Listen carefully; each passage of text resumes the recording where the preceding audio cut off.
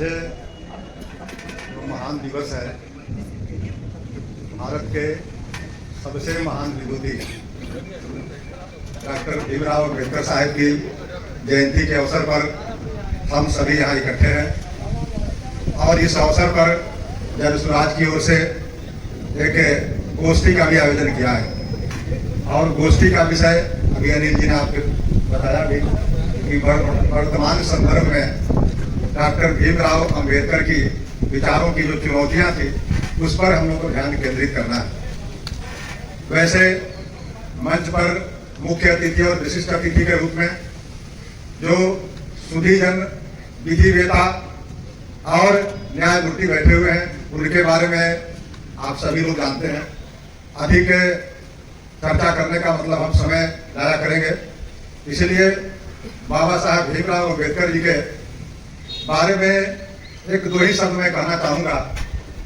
एक तो मैं ये कहना चाहूँगा कि उनकी तुलना में कभी कभी लोगों के बीच में जाता हूँ तो उस समय के समकालीन थे बाबू जगजीवन राम जी, और दोनों मंत्रिमंडल थे, मैंने सरस थे, दोनों दलित थे और दोनों भारत के विभूति थे। लेकिन आज दोनों धरती पर नहीं है। दोनों का मूल्यांकन समय और समाज ने कर दिया कि आज एक कहाँ खड़े हैं और दूसरे कहाँ खड़े हैं, यानी दो विचारधारा हो गई, दो स्कूल ऑफ थॉट हो गया। आज अम्बेडकर साहब की जयंती हजारों और लाखों नहीं करोड़ों जगह मनाई जा रही है, और यही नहीं, यहाँ से शांत समुद्र पार तक। और वही बगल में बाबू जगजीवन राम जी आरा के चंदवा के रहने वाले थे। अगर उनके परिवार के सदस्य नहीं होते तो उनके समाधि पर एगो फूल चढ़ाने वाले लोग भी नहीं। मैं शिकायत नहीं कर रहा हूँ, मैं जस्ट एक समीक्षात्मक टिप्पणी दे रहा हूँ कि बाबा साहेब ने जो काम किया, सिर्फ एक बात का उन्हें मलाल रह गया था।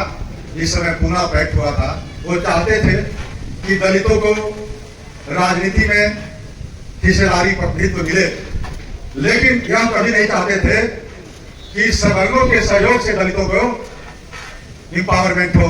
इसके लिए उन्होंने अड़े हुए थे।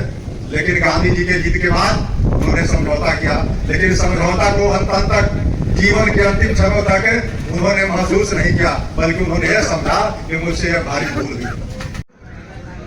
हमारे परम मित्र सहकर्मी राजेंद्र बाबू, सम्मानीय शिवजीतन जी,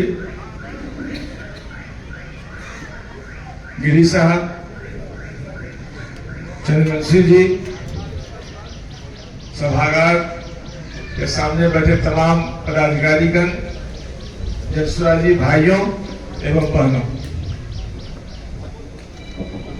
सबसे पहले आज के इस दिन पे हम बाबा साहब अम्बेडकर को अपनी श्रद्धांजलि, अपना श्रद्धा सुमन अर्पित करते हैं। गांधी जी को हमने बचपन से पढ़ा, अम्बेडकर जी को हमने बचपन से पढ़ा। मन में गुना पैक्ट की बात होती है तो द्वंद्व जरूर उत्पन्न हुआ, लेकिन एक ऐसी बिंदु है जहां पर दोनों के सोच में मिलान था, और आज उसी मिलान की आवश्यकता है, उसी सोच की आवश्यकता है। इसीलिए गांधी भी उतने ही समीचीन हैं, उतने ही सार्थक हैं जितने बाबा साहब अम्बेडकर हैं। तो जरूरत इस बात की है, इन दोनों के उस विचार को एक साथ लेकर चलने की प्रवृत्ति जिस समाज को होगी, वही समाज समृद्धि की ओर बढ़ेगा। आप कहेंगे बिंदु क्या है, हम गुलाम क्यों हो गए? हमारी गुलामी के पीछे एक बड़ा कारण था, हमारा समाज विभाजित था। हम एक दूसरे से घृणा करने लगे थे, भेदभाव हो गया था। राजाओं की लड़ाई कहां तक पहुंच गई कि दूसरे लोग आके आ धमके और हमको गुलाम बना